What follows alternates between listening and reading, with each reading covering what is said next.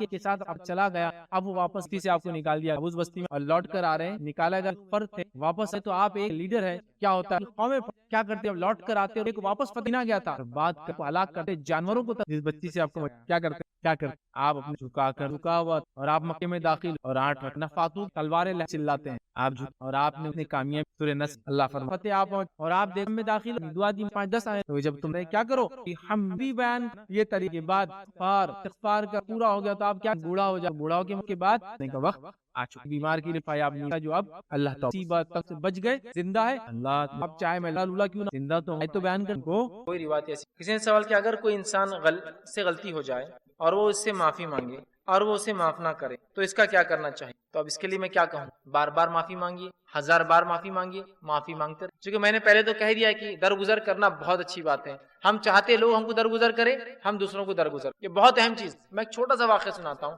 جو میرے ہی ساتھ ہوا تھا، بہت چھوٹا سا واقعہ۔ ایک مرتبہ یوں ہوا کہ میرے پاس ایک 2 ویلر تھی، اس 2 ویلر کے پیچھے ایک مڈ فلیپ ہوتا ہے، کیچڑ نہیں ہونا بلکہ چھوٹا سا لگاتے ہیں، اور ہر آدمی جس کی گاڑی کو مڈ فلیپ نہ ہو ضرور لگائے، اس لیے کہ پیچھے والے کے حق مارے جاتے جب آپ کی گندے گاڑی کے بہرحال اس کو مڈ فلیپ تھا۔ اب ہوا یوں کہ وہ ٹوٹ گیا، کیونکہ اس کو کڑک والا مڈ فلیپ آتا تھا، اس کو سافٹ نہیں آتا تھا، کسی نے گاڑی کو مارا ٹوٹ گیا۔ میں کمپنی گیا، اس کو مڈ فلیپ ڈالا اور وہاں سے نکل کر ہائی وے پہ ہم لگے اور جانے لگے۔ ایک سگنل پہ ہم رکے، سگنل پہ رکے تو پیچھے سے غیر مسلم آیا اور اس نے مار دیا پیچھے سے، ایگزیکٹلی اسی مڈ فلیپ پہ مارا جس کو ابھی ڈال کے آئے تھے، اور وہ کریک ہو کے وہیں ٹوٹ کے گر گیا۔ میں جب دیکھا پیچھے تو میں نے کہا کوئی بات نہیں مطلب ہوتے رہتا ہے، اور میں نے اس سے کہا چلو، وہ گاڑی وہ چلا رہا تھا، میں نے کہا واپس جا کے ہم چینج کر لیں گے۔ تو جو سامنے جب ہمارے دوست تھے وہ جوش میں آ گئے، ارے بولے لوگوں کو بس ایسے ہی چھوڑ دیں گے نا تو لوگ سر پہ چڑھ جائیں گے، یہ ہو جائیں گا، تمہارے جیسے لوگ رہنا تو دنیا لوٹ کے لے جائیں گی۔ تو میں نے کہا کیا گیا 60-65 یہ جانے دو، درگزر کرو، ایک اپنا غیر مسلم بھائی ہے اور ہو کر نہیں کیا ہوتا ہے، چھوٹی موٹی خطاؤں کو تو معاف کرنا بھی چاہیے، اتنی چھوٹی تھی کہ کوئی بات ہی نہیں، آپ چھوڑ دیجیے۔ کہا نہیں ایسا تھوڑی ہوتا۔ اب جب ہمیں جانا تھا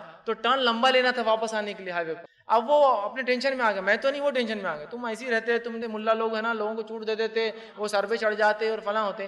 اب وہی باتوں میں وہ گئے، اگلے سگنل پہ ایگزیکٹلی وہ جا کر ایک گاڑی کو ٹچ مارا، اس کا مڈ فلیپ ٹوٹ گیا ایگزیکٹلی دوسرے سے۔ جب اس کا مڈ فلیپ ٹوٹ گیا تو میں نے منہ پھیر لیا اپنا، چونکہ اب تم دیکھو، اب تم سے، چونکہ تم تو بول رہے تھے لڑنا ملا لوگ ایسے رہتے، اب تمہارا دیکھ لو۔ تو وہ شخص غیر مسلم تھا، وہ صرف پلٹا اور الحمدللہ اس نے وہی رویہ دکھایا جو میں نے ایک دوسرے غیر مسلم سے رویہ دکھایا تھا، اور صرف ہنسا اور کہا بھائی صاحب کوئی بات نہیں چلتا ہے، اور ہم پلٹ کے واپس آگے اڑچے۔ دیکھیے آپ، ایک طرف ہم نے اسے معافی دی اور اس کے اگلے سگنل پہ ہمیں معافی ملی، اور ایک ہی چیز، ایک ہی کیس، مڈ فلیپ ٹوٹ۔ دیکھ رہے ہیں آپ، تو اگر کوئی ضد میں آ جائے کہ معاف نہیں کروں گا تو میں کہوں گا نہیں، معاف کی، ہم سے بھی تو غلطیاں ہوں گی نا، کیا ہم سے کوئی ضد کرے تو کتنا برا لگے گا کہ معاف نہیں کرنا چاہے، لیکن کبھی میں یہ بھی جانتا ہوں انسانی فطرت ہے، غلطی ہوتی ہے کہ انسان کا دل چاہتا نہیں معاف، اور اگر معاف بھی کرتا ہے تو ناپسندیدگی کی بنیاد پر اس کو پسند نہیں، اور یہ فطری چیز ہے اور یہ جائز بھی ہے۔ ورنہ بہت سے لوگ کیا کرتے ہیں، غلطی کرتے اور بولتے نہیں غلطی کی تو پوری ویسی محبت کرنا جیسی کرنا چاہیے، امید نہیں کی جا سکتی۔ اس کی دلیل نبی اکرم صلی اللہ علیہ وسلم کے زمانے میں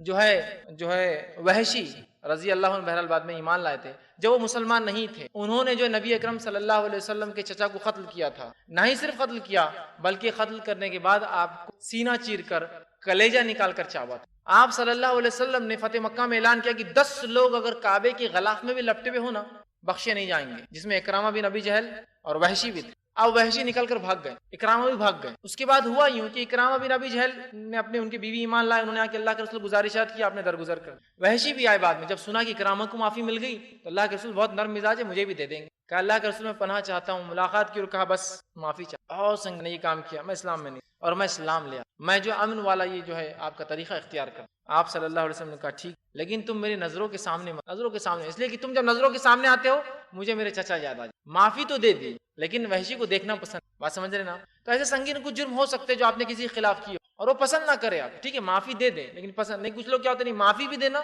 اور پھر ویسی تعلق بن جانا جیسے پہلے تھے، نہیں ہو سکتے۔ اسی لیے عمل سے پہلے سوچ لیا کیجیے، عمل کے بعد سوچ، بولنے سے پہلے سوچ لیجیے، بولنے کے بعد مت۔ تو لہٰذا اگر وہ عام چھوٹا موٹا عمل نہیں مان رہا ہے منائیے، لیکن صرف یہ نہیں مان رہا ہے کہ معافی دے رہا ہوں لیکن تعلقات نہیں رکھوں گا تو کوئی بات نہیں۔ تعلقات سے مراد بھائی ویسے پہلے جیسی محبت الفت نہیں رہیں گی، چونکہ آپ نے کیا کیا، پیٹ میں خنجر گھونپا، آپ آستین کے سانپ بن گئے، ٹھیک ہے معافی تو دے دی لیکن تعلقات نہیں۔ بہرحال اس میں کوئی حرج نہیں، اس لیے کہ آپ نے کچھ ریزرویشنز کے ساتھ معافی دی تھی کہ وحشی تو میرے سامنے مت آیا کرو، اور وحشی ساری زندگی مدینے کے بعد رہتے رہے، حتیٰ کہ عمر بن خطاب رضی اللہ عنہ کے دور میں عمر بن خطاب نے کہا کہ تم مدینے میں کیوں آتے، تو کہ اللہ کے رسول پسند نہیں کیا کہ مدینے میں رہوں، اور پوری موت تک مدینے، ٹھیک ہے۔ تو ایسا ہو سکتا ہے کچھ ریزرویشنز کسی کے ہو سکتے ہیں، لیکن پھر کہوں گا معافی دیجیے، اسی کہ اللہ کے رسول نے اپنے چچا کی قاتل کو بھی معافی دی۔ اللہ کے رسول نے اپنے خاندان والوں کو، اپنے صحابہ کو مارنے والوں کو معافی دی. اس سے بڑا جذبہ کیا ہوگا؟ آپ صلی اللہ علیہ وسلم مکے میں داخل ہوتے ہیں. مکے میں جب داخل ہوئے آپ، اور مکے میں نبی اکرم صلی اللہ علیہ وسلم کا داخل ہونا یہ تاریخ کا ایسا منفرد واقعہ ہے کہ میں چیلنج کرتا ہوں کہ کوئی ایسا رحم کا،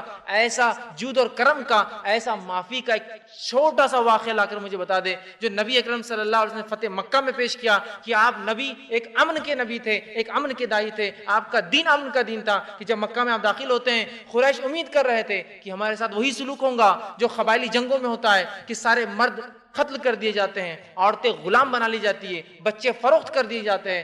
سب لوگ امید کر رہے تھے. رسول اکرم صلی اللہ علیہ وسلم مکے میں داخل ہوتے ہیں. داخل ہونے کے بعد آپ سوال کرتے ہیں آج کیا امید کرتے ہو تم مجھ سے؟ تو کہا اللہ کے رسول صلی اللہ علیہ وسلم آپ سے ہم وہ امید کرتے ہیں جو یوسف کے بھائیوں نے یوسف سے امید کی تھی کہ قتل کی چال چلنے کے بعد یوسف جو حاکم بنے نے سب کو معاف کر دیا. تو کہا تم سب امن میں ہو، جو کعبے میں ہے وہ امن میں ہے، جو اپنے گھروں کے دروازوں کے پیچھے ہے وہ امن میں ہے، جو ابو سفیان کے گھر میں ہے وہ امن میں ہے. کچھ لوگوں کے تو آپ نے نام بھی لیے، وہ امن میں. آپ نے کوئی دے سکتا ہے کہ ایسی مثال کہ جس شخص کو کچھ سالوں پہلے ایک بستی سے جہاں وہ پیدا ہوا وہاں سے نکالا گیا، اسے اس انداز سے نکالا گیا کہ اس کو چھپتے چھپاتے اپنی جان بچاتے ایک دوسرے شہر میں جانا پڑی، اور 10 سال بعد وہ شخص اسی شہر میں آتا ہے، اب مظلوم نہیں، ایک حاکم کی حیثیت سے، ایک کانکرر کی حیثیت سے، اور آ کر سب کو کہتا ہے آج معاف کر. دنیا نے روم کو دیکھا، دنیا نے چین کو دیکھا، دنیا نے مصر کو دیکھا، دنیا نے بڑی بڑی حکومتیں دیکھی. جب دوسرے پہ حملہ کرتے تو انسان تو دور، گدھے اور کتوں کے بھی ٹکڑے کر دیتے. جب جس شہر پہ حملہ کرتے یہاں سب کو معافی دی. تو آپ نے تو اپنے چچا کی قاتل کو معاف کر دیا، سارے مکہ کے واسیوں کو معاف کر دیا، لوگوں کو درگزر کیا. اب اس سے بڑا کیا جرم کوئی کیا ہوگا؟ آپ کے درگزر کیجئے انشاءاللہ عزیز. ایک طرف آپ کی معافی، ایک طرف اللہ بھی آپ کے لیے کوئی غلطیوں. السلام علیکم. کچھ اشارے کناروں میں آپ معافی اسے جو ہے. السلام علیکم، میرا نام سید علیم الدین ہے، میں ایم ای اسٹوڈنٹس ہوں کمپیوٹر سائنس کا. میرا سوال یہ ہے کہ جب کسی بندے سے معافی مانگنے کی باری آتی ہے تو جب اپن معافی مانگنے جاتے ہیں وہ اگر کنڈیشنز رکھتا ہے کہ ایسا کرو ویسا کرو تو معافی دوں گا میں، تو کیا کرنا چاہیے؟ یا پھر ان کے پاس ایسا ٹریڈیشن رہتا ہے کہ پیٹ میں منڈی ڈال کے معافی مانگے تو ہی معافی ملے گی، تو اس صورت میں کیا کرنا چاہیے؟ بھائی نے ایک سوال کیا کہ اگر کسی سے غلطی ہوئی وہ معافی مانگنا چاہتا ہے اور اگر وہ کنڈیشن لگائے کہ معاف تو تبھی کروں گا جب فلاں چیز ہوگی، معاف تو تبھی کروں گا جب فلاں کام ہوگا. اگر وہ جائز کنڈیشنز لگاتا ہے تو پورا کرنے میں کوئی حرج نہیں. جائز کنڈیشن جیسا یہ ہو سکتا ہے دیکھیں آپ نے معافی مانگی تو آپ مجھے ساتھ لے جا کر میرے سامنے سب سے معافی مانگنا، جائز کنڈیشن ہے نا، اس میں کوئی مسئلہ نہیں. چونکہ آپ کو تو اس سے ہی معافی مانگنا، ان سے ہی معافی مانگنا. مطلب معافی کی مراد یہ کہ ان تمام کے سامنے بولنا کہ میں نے غلط بولا تھا میرے بارے میں، یہ بالکل جائز کنڈیشن. لیکن میں کہوں گا کہ اگر ایک مومن بھائی اپنے بھائی کو رسوا نہ کرے اس طرح سے تو بہت اچھی بات ہے. لیکن اگر وہ لگاتا ہے تو کوئی بات نہیں، دنیا میں تھوڑی سی رسوائی اگر ہوتی ہے کہ بھائی دوسروں کے سامنے مشکل ہوتا ہے تو کوئی مسئلہ نہیں، آخرت سے تو انسان بچ جاتا، بری ہو جاتا ہے. کوئی ایسی بھی کنڈیشن لگا سکتا ہے کہ بھائی ابھی معافی نہیں دوں گا لیکن تھوڑے دن بعد دوں گا. لیکن وہ کنڈیشن اگر ایسی لگاتا ہے تو آپ دل میں کینہ نہ رکھے اس کی وجہ سے، کینہ رکھ کر یہ مر گیا تو بہت مشکل ہوں گی. کینہ نہ رکھے، ٹھیک ہے میں معافی دوں گا تاکہ نصیحت ملے سامنے والے کو. ہوتا ہے نا کبھی جیسے ایک بچہ ہے اور اس نے کوئی غلطی کی اور بار بار کرتا ہے تو آپ نصیحت کے لیے کہہ سکتے ہیں کہ اب 4 دن تو معافی نہیں ہے آپ کو، اس کے بعد سوچوں گا میں، یا میں سفر پہ جا رہا ہوں، آگے زندہ تو انشاءاللہ پھر بات کریں گے اپن، تاکہ اسے عبرت ہو، ورنہ وہ غلطی کرا اور آ کر معافی مانگ. تو جائز کنڈیشن تو انشاءاللہ عزیز اس میں کوئی حرج نہیں ہوگا کہ ایسے لگایا جائے. رہا معاملہ کہ بھائی نے کہا کچھ جگہ ٹریڈیشن کلچر ہوتا ہے کہ کسٹم ہوتا ہے کہ معافی مانگنا تو پیٹ میں منڈی ڈال کے مانگنا. دیکھیے جھک کر معافی مانگنا یہ شریعتاً درست نہیں ہوگا، اس لیے کہ شریعت اللہ کے علاوہ کسی کے سامنے بھی جھکنے کی اجازت نہیں ہے. نہ ہی جھک کر آپ معافی مانگ سکتے ہیں، نہ ہی آپ جھک کر سلام کر سکتے ہیں، دونوں بھی چیزیں نہیں. آپ نے کہا نا پیٹ میں منڈی ڈال کے معافی مانگو، تو پیٹ میں منڈی ڈال کے سلام بھی ہوتا ہے. تو یہ طریقہ بہرحال درست نہیں ہوگا معافی مانگنے کا، اور یہ شرط درست نہیں کہ جھکنے والی. ہاں کوئی کہا میرے سامنے آ کر معافی مانگو، میرے گھر پر آ کے معافی مانگو، میرے ساتھ چل کے معافی مانگو، اس شخص کے سامنے معافی مانگو جس کے سامنے تمہیں بولنے سے میرا رشتہ خراب ہو گیا، درست ہے. لیکن پیٹ میں منڈی ڈالو، سب کے سامنے جھکو، یہ طریقہ نہیں. اس لیے کہ آپ صلی اللہ علیہ وسلم کے دور میں صحابہ سے غلطیاں ہوئی لیکن صحابہ نے درگزر کیا. معافی مانگنے کے لیے ایسے غیر شرعی کنڈیشنز نہیں لگائے. جیسے کہ ایک واقعہ آتا ہے، بڑی پیاری حدیث بخاری کی روایت ہے کہ درگزر کرنا کتنا اہم ہے، کتنی اچھی بات ہے. ایک مرتبہ عمر ابن خطاب رضی اللہ عنہ نے ابو بکر سے کچھ کہہ دیا، ابو بکر صدیق کو کچھ کہہ دیا. جب کہہ دیا تو نبی اکرم صلی اللہ علیہ وسلم بات گئی کہ عمر نے ابو بکر کو کچھ کہا، اور دونوں کیا مقام رکھتے شریعت میں بہرحال میں کو بتانے کی، دو بڑی شخصیتیں اسلام کی، لیکن پھر بھی تو اللہ کے رسول کو جب بات پتا چلی تو آپ کھڑے اور خطبہ دیا اور کہا کیا بات ہے تم کہ تم ابو بکر کو برا بھلا کہتے ہو، اس لیے کہ جب دنیا نے میرا انکار کیا اس نے میرا اقرار کیا، جب دنیا میرے خلاف تھی وہ میرے ساتھ کھڑا تھا، تم اس کو کہتے. عمر ابن خطاب رضی اللہ عنہ کو جب یہ بات پتا چلی کہ اللہ کے رسول ناراض ہوئے میں نے ابو بکر کو قبلہ کہا، آپ ابو بکر کے پاس آئے اور کہا ابو بکر مجھے واپس وہ جملے کہہ دو جو میں نے تم سے کہے تھے، تھوڑے سخت جملے واپس بول دو مجھے جو میں نے جملے بولے تاکہ حساب برابر ہو جائے، بول دے تو کہا تم بھی مجھے بول دو وہ بد کلامی جو میں نے تم سے کی تھی تم مجھے بول دو۔ تو ابو بکر صدیق رضی اللہ عنہ نے کہا کہ میں تو یہ نہیں کہہ سکتا، میں تم کو جواب نہیں دے سکتا، اور عمر ابن خطاب زار و خطار رونے لگے اور کہا کہ ابو بکر تم مجھے معاف کر دو۔ ابو بکر نے کہا میں تمہیں وہ جوابی کاروائی نہیں، مطلب میں معاف کرتا ہوں تمہیں لیکن جملہ نہیں دوں گا۔ اور عمر ابن خطاب کا بولنا یہ تھا صرف معاف مت کرنا، مجھے جملہ دہرا کر تاکہ بدلے کا بدلہ ہو جائے، معافی تو ہے لیکن بدلہ بھی دو مجھے تاکہ میں آئندہ یہ حرکت نہ کروں۔ اور اللہ کے رسول نے جو بات سنی تو کہا ابو بکر عمر کو جواب مت دینا، مطلب عمر کو پلٹا کر وہ بات نہیں کہنا، کیونکہ ایک انسان کی اچھائی میں سے ہے کہ تم معاف کر دو لیکن جواب مت دینا واپس، ٹھیک ہے؟ تو میں یہ کہوں گا اگر کوئی بھائی آئے اتنے صدق دل سے وہ آپ سے معافی مانگتا ہے تو دینا چاہیے، اس لیے کہ ہم بھی چاہتے ہیں ہمارا رب آخرت ہم کو معاف کرے، ہم بھی چاہتے ہیں لوگ ہم کو درگزر کرے اور معاف کرے، تو ظاہر سی بات ہے ہمیں بھی چاہیے کہ ہم لوگوں کو ان کی غلطیاں جو ہم سے کرتے ہیں درگزر اور معافی والا معاملہ ان سے جاری رکھے، لیکن وہ ٹریڈیشنل جھک کر جو معافی مانگنے کا طریقہ ہے وہ شرعاً درست نہیں ہوگا، لہٰذا اس کی جات نہیں جائیں گی۔ اس کے علاوہ جو جائز شرائط ہے معافی مانگنے کی بہرحال وہ ہو سکے، لیکن معاف کرنا یہ بڑی اہم چیز ہے، اور ہم کوشش کریں کہ لوگوں اگر وہ ہم سے کچھ کوتاہی غلطی کرتے درگزر کرنے کا جذبہ اپنے جگہ رکھے۔ آئیے توبہ اور استغفار کے فائدے کیا ہوتے ہیں؟ اگر انسان توبہ کرتا ہے استغفار کرتا ہے تو کیا بینیفٹس اس کو ملتے ہیں اس چیز کے، وہ بھی ہم دیکھتے ہیں۔ چلیے آئیے، اللہ رب العزت سے جب ایک بندہ توبہ کرتا ہے استغفار کرتا ہے تو بہت سارے دنیا کے فائدے اور بہت سارے آخرت کے فائدے اٹھاتا ہے۔ یہ فائدوں کو میں اس لیے رکھ رہا ہوں جس کو فضائل کہتے ہیں، یہ فضائل جاننے سے انشاءاللہ عزیز ہمارے دل میں ایک جذبہ پیدا ہوگا توبہ اور استغفار کا، اور نہ صرف ہم اپنے گناہوں پر توبہ اور استغفار کریں گے جو کہ ہم بھول چکے ہیں توبہ اور استغفار اپنے گناہوں پر بھی، بلکہ ہم گناہوں کے علاوہ بھی توبہ اور استغفار کو اپنے زندگی کا معمول بنا لیں گے۔ تو آئیے کچھ فضائل دیکھتے ہیں توبہ کے۔ پہلا فائدہ توبہ کا وہ یہ ہے کہ جو لوگ توبہ کرتے ہیں اللہ سے اس کی طرف پلٹ کے استغفار کرتے ہیں وہ اللہ کے محبوب ترین بندے پسندیدہ لوگ ہیں، اور اللہ رب العزت قرآن میں فرماتا ہے سورہ بقرہ سورہ نمبر 2 آیت نمبر 222 میں اللہ فرماتا ہے اور کہتا ہے ان اللہ یحب التوابین و یحب المتطہرین، اللہ توبہ قبول کرنے والوں کو، رجوع کرنے والوں کو، گناہوں سے پلٹنے والوں کو اور پاکیزہ رہنے والوں کو، صاف ستھرے رہنے والوں کو پسند کرتا ہے۔ تو توبہ کرنے کا پہلا فائدہ اللہ کی محبت انسان کو اور اس کے محبوب بندوں میں اس کا شمار ہوتا ہے، اس لیے کہ اللہ محبوب کو رکھتا ہے، پسند کرتا ہے توبہ کرنے والا۔ دوسرا فائدہ توبہ کرنے کا جو ایک انسان کو ملتا ہے وہ کیا ہے؟ اللہ اسے بخش دیتا ہے، توبہ کرنے والے کو اللہ بخش دیتا ہے، معاف کر دیتا ہے، اس کی خطاؤں کو درگزر کر دیتا ہے۔ اللہ رب العزت قرآن میں فرماتا ہے سورہ طٰہٰ سورہ نمبر 20 آیت نمبر 82 اللہ فرماتا ہے وَإِنِّي لَغَفَّارٌ لِمَن تَابَ وَآمَنَ وَعَمِلَ صَالِحًا ثُمَّ اهْتَدَىٰ۔ سن لیجئے کیا فرماتا اللہ کہ میں جو ہے لوگوں کو معاف کرتا ہوں، لمن تابا، جو میری طرف رجوع کرتا ہے، جو میرے سے توبہ کرتا ہے میں اسے معاف کرتا ہوں، لیکن کنڈیشنل ہے میری معافی۔ پہلی شرط معافی کے لیے وہ آمنا، وہ ایمان والا ہو، وہ عمل صالحا، اور پھر نیک کام کرے توبہ کرنے کے۔ اس کا ہرگز معلوم مطلب یہ نہیں کہ توبہ کر لیا مطلب نیا اکاؤنٹ کھولنے کی اجازت مل گئی مجھے اب گناہ کرنے کی۔ توبہ کرتا ہے ایمان والا انسان اور پھر نیک کام کرتا ہے تو اللہ رب العزت فرماتا ہے وَإِنِّي لَغَفَّارٌ لِمَن تَابَ، کہ ان لوگوں کی میں توبہ قبول کرتا ہوں جو مجھ سے توبہ کرتے ہیں اور انہیں معاف کر دیتا ہوں، اور پھر وہ ایمان لائے اور نیک عمل پھر کرتے رہے اور اس معاملے پہ جم جائے، اس معاملے پر جائے۔ تیسرا فائدہ، چوتھا فائدہ اور پانچواں فائدہ چونکہ ایک ہی حدیث میں آتا ہے اس لیے میں ایک ساتھ رکھوں گا۔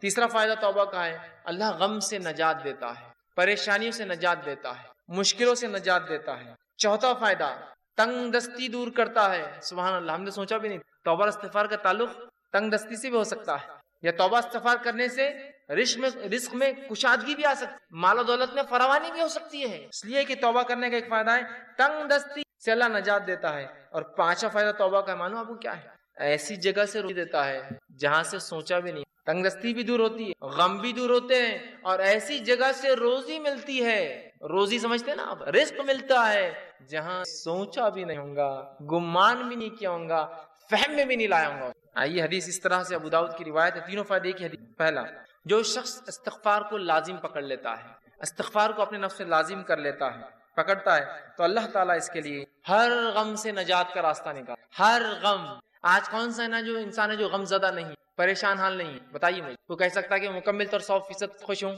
ہم تو ہر حال میں اللہ کا شکر تو ادا کرتے ہیں، لیکن کہیں نہ کہیں پریشانیاں ہیں۔ پریشانیوں کا حل توبہ اور استغفار۔ ہم نے تو کبھی سوچا ہی نہیں تھا کہ غم کا علاج بھی استغفار ہو سکتا ہے۔ ہر غم سے اللہ نجات دیتا ہے استغفار کی بنیاد پہ، اس کی فضیلت یہ ہے۔ دوسرا، ہر تنگ دستی سے کشادگی کی طرف لے آتا ہے، ہر قسم کی غربت اور تنگ دستی سے نکال کے کشادگی کی طرف لاتا ہے.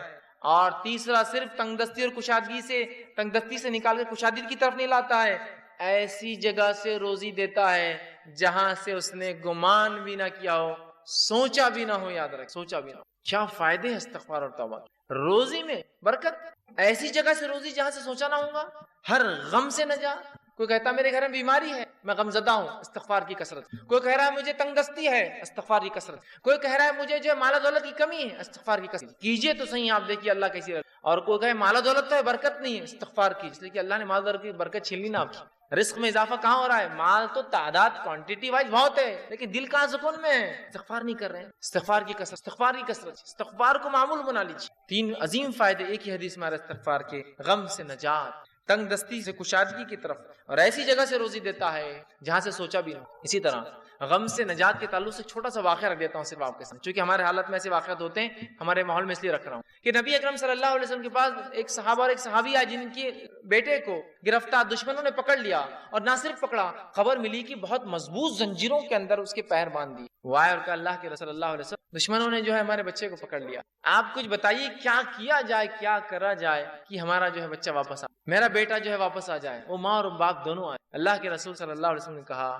استغفار کی استغفار کرو. وہ کہتے ہیں کہ وہ دونوں گھر گئے، استغفار کی خوب کثرت. اور ان کے بیٹے کہتے ہیں کہ جب میں بیڑیوں میں جکڑا تھا، اچانک ایسا ہوا کہ میری پیروں کی دونوں بیڑیاں اچانک رات میں دونوں بیڑیاں ٹوٹ. جب بیڑیاں ٹوٹ گئی تو میں پریشان ہو گئی، یہ کیا ہوا؟ لوہے کی زنجیریں تھی وہ بیڑیاں بولتے لوہے کی موٹی موٹی زنجیروں میں جب قیدی کو قید کیا جاتا ہے جو آسانی سے نہیں ٹوٹتی، یاد رکھیے. ٹوٹ گئی، میں پریشان ہوا اور ایک اونٹ میں نے پکڑا، وہ ایک اونٹنی میں نے لی، اس پر سوار ہوا اور بھاگنے لگا. جب میں اس اونٹنی پر بیٹھ کر بھاگنے لگا تو سارے اونٹ باڑے کے نکل کے میرے پیچھے بھاگنے لگے.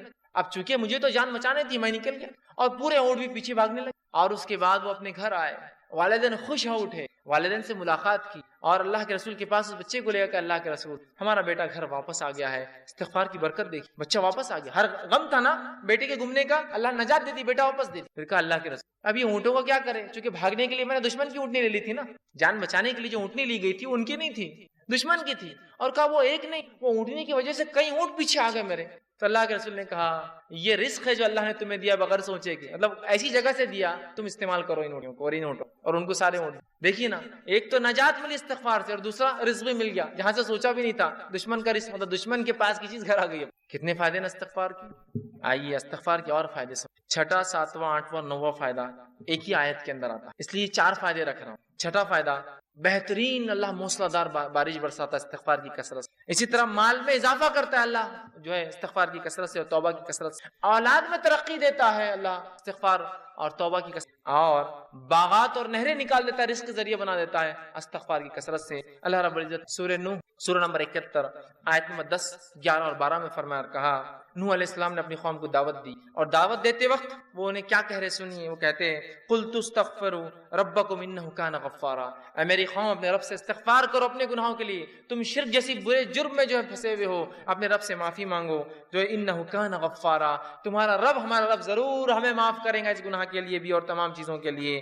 یرسل السماء علیکم، اور جب تم توبہ کرو گے تو آسمان سے موسلا دھار بارش برسائیں گا جو نفع بخش ہوتی ہے، یاد رکھیں نقصان دہ نہیں. یرسل السماء علیکم مدرارا، کس وجہ سے؟ ایمان لانے کے بعد اگر استغفار کرو گے تو آسمان سے بہترین موسلادھار بارش برسائیں گا. پھر فرمایا وَيُمْدِدْكُمْ بِأَمْوَالٍ وَبَنِينَ، اور تمہیں مال میں، دیکھیے مال کا سیدھا لفظ ہے، رزق کا لفظ ہے، رزق میں مال اولاد سب آتا ہے.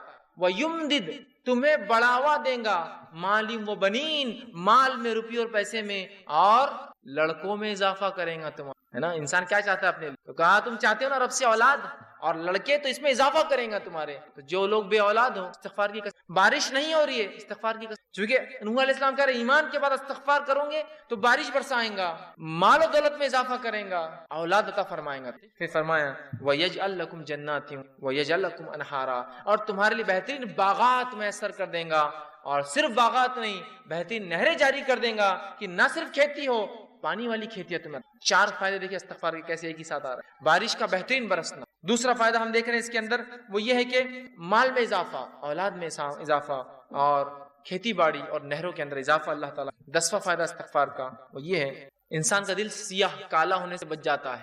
نبی اکرم صلی اللہ علیہ وسلم فرماتے ہیں، مستدرک حاکم کی روایت، آپ نے فرمایا بندہ جب گناہ کرتا ہے تو اس کے دل پر ایک کالا سیاہ داغ پڑ جاتا ہے، ایک اسپاٹ آ جاتا ہے. اگر وہ استغفار کر لیتا ہے تو اسپاٹ مٹا دیا جاتا ہے، وائپ آؤٹ کر دیا جاتا ہے، صاف کر دیا جاتا ہے. لیکن اگر وہ توبہ اور استغفار نہیں کرتا تو وہ داغ بڑھتا جاتا ہے، بڑھتا جاتا ہے، بڑھتا جاتا ہے، حتیٰ کہ اس کا پورا دل کالا ہو جاتا ہے. تو اگر انسان توبہ استغفار کرتا ہے تو دل صاف ہو جاتا ہے، وہ دھبا دل سے نکل جاتا ہے جو گناہ کی وجہ سے لگ جاتا ہے دلوں. لیکن آج گناہ کرنے کے بعد بھی ہم کہاں رجوع کرتے استغفار کرتے، ہے نا؟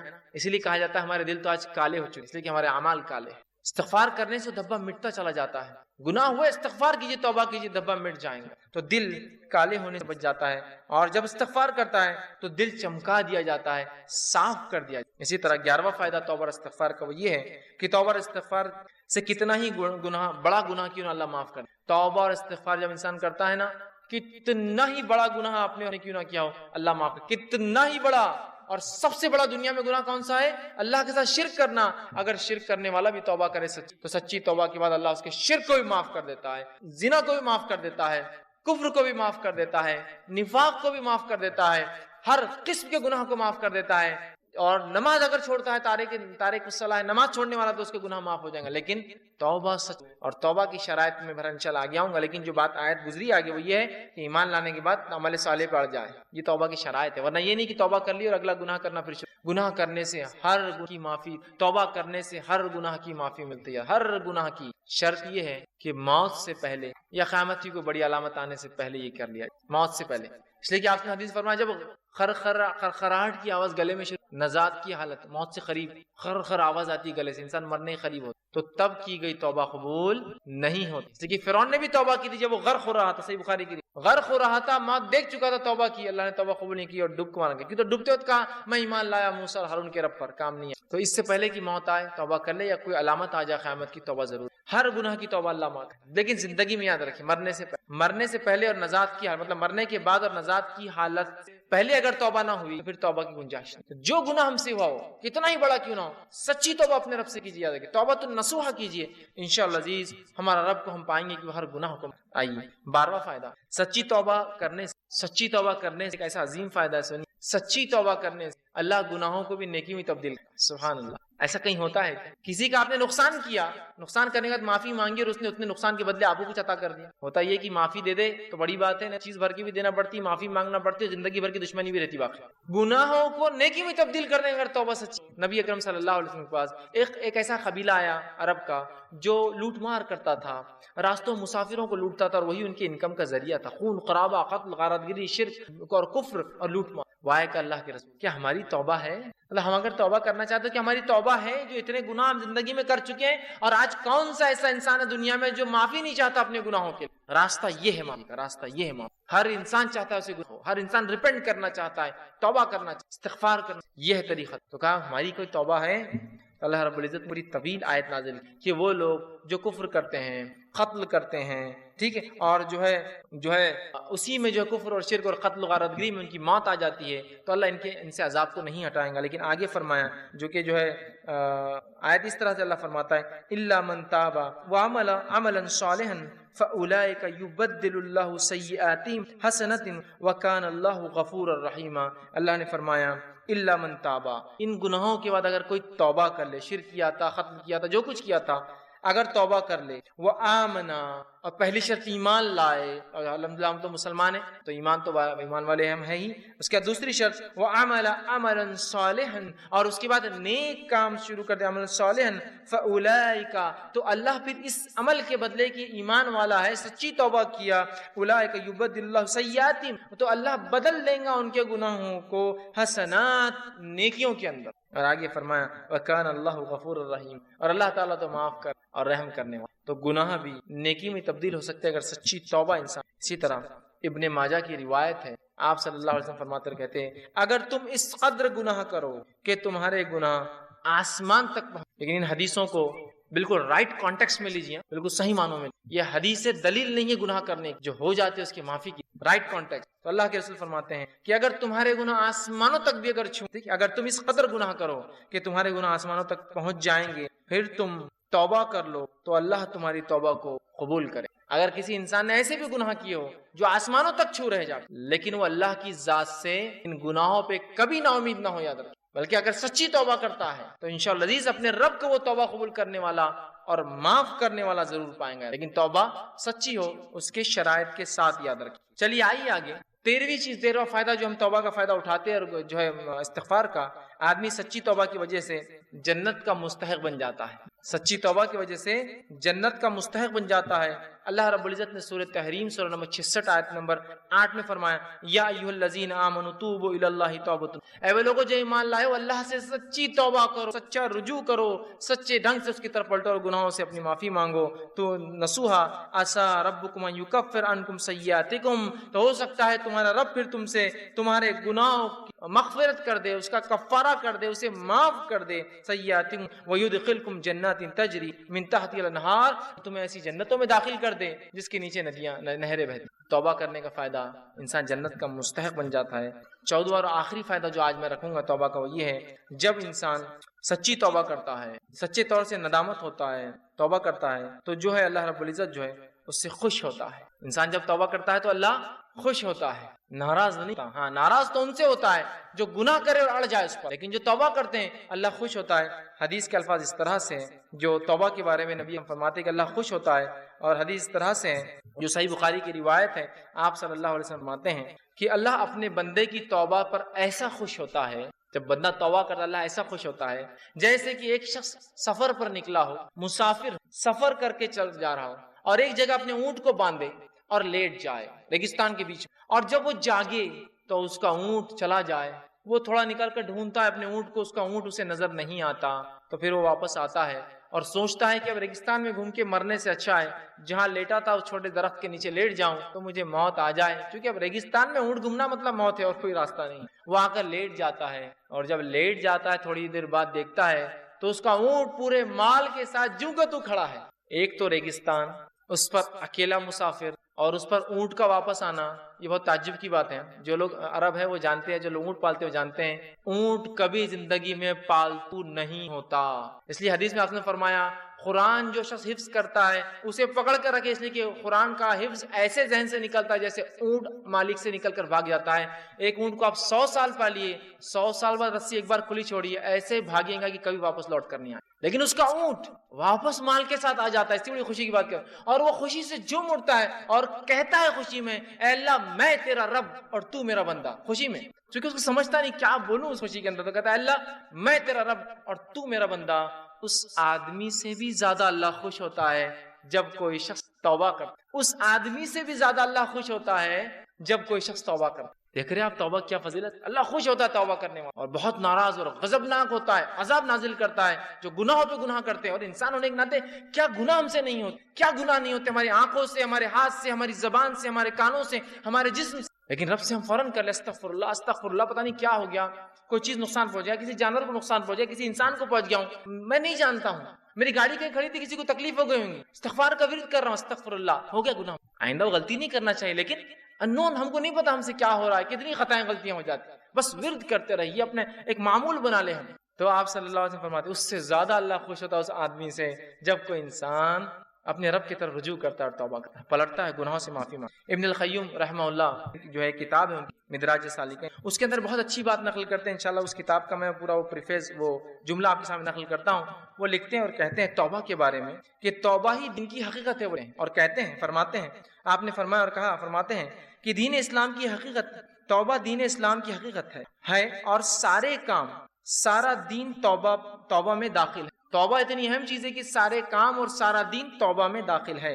یہی وجہ ہے کہ توبہ کرنے والا اس بات کا مستحق ہے کہ اللہ تعالیٰ کا وہ دوست قرار دیا جاتا ہے، کیونکہ اللہ تعالیٰ توبہ کرنے والوں اور پاک صاف رہنے والوں کو دوست رکھتا ہے، کہ تو اللہ جس سے محبت کرتا ہے مطلب وہ اللہ کا دوست ہے نا، توبہ کرنے والوں سے اللہ محبت کرتا ہے مطلب اللہ کے دوست ہے۔ اس کا مطلب توبہ دین کا بہت اہم حصہ، بلکہ وہ کہتے ہیں بلکہ مکمل دین اسلام مکمل توبہ کے اندر ہے۔ پھر وہ آگے لکھتے ہیں اللہ تعالیٰ اپنے ان بندوں سے محبت رکھتا ہے جو اس کام کو بجا لائے جس کا اس نے حکم دیا ہے، اور اسے ترک کرے، ان کاموں کو چھوڑ دیں جس سے اس نے منع فرمایا ہے۔ تو گویا توبہ کا مفہوم یہ ہے کہ جن کاموں کو اللہ تعالیٰ نے ظاہری اور باطنی طور پر ناپسند فرمایا ہے، فرماتا ہے انسان ان سے رجوع کرے، توبہ کرتے ہوئے ایسے کاموں کو اختیار کرے جنہیں اللہ تعالیٰ ظاہری اور باطنی، مطلب اوپنلی اور کلوزلی، چھپا ہوا سیکرٹلی اس کو پسند کرتا ہے. فرماتا ہے اس اعتبار سے توبہ ایک جامع لفظ ہے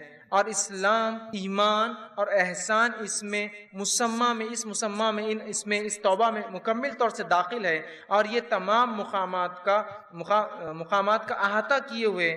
اسی لیے یہ ہر مومن کے مقصود کی ابتدا بھی ہے کہ وہ توبہ کرے، اور انتہا بھی ہے، خاتمہ بھی اسی پر ہو کہ وہ توبہ کرے. اسی مقصود کی خاطر مخلوق کو جود بخشا گیا، اور توحید اسی کا ایک جز ہے، بلکہ عظیم جز ہے. پھر آگے لکھتے ہیں اکثر لوگ توبہ کی قدر و منزلت اور اس کی حقیقت سے آگاہ نہیں ہوتے.